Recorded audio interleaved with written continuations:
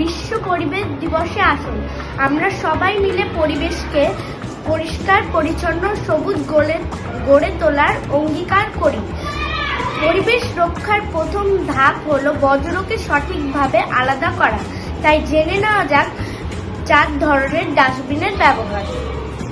নীল ডাস্টবিনে ফেলতে হবে কাগজ, প্লাস্টিক, বোতল ইত্যাদি বর্জ্য।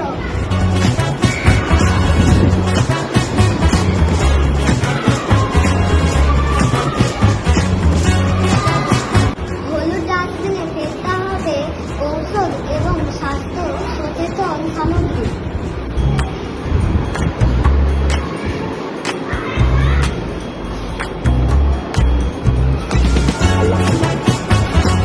সবুজ ডাস্টবিনে ফেলতে হবে ফল, সবজি, অন্যান্য পচনশীল বর্জ্য।